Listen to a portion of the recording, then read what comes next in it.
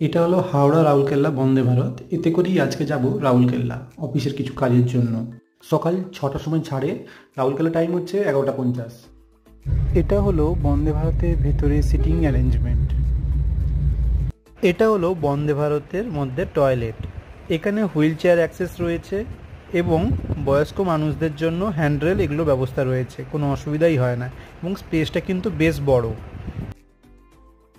এটা হচ্ছে সুইচ, দিলে অটোমেটিক দরজা খুলে যায়।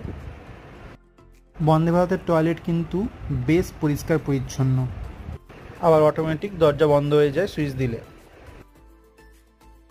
একদম সকালে দিয়েছিল বিস্কিট অ্যান্ড চা, তারপরে দিয়েছিল মটরশুঁটি সেদ্ধ এবং আলুর চপ ও আলু ভাজা এবং পাউরুটির সঙ্গে দিয়েছিল একটা ছোট্ট কেক।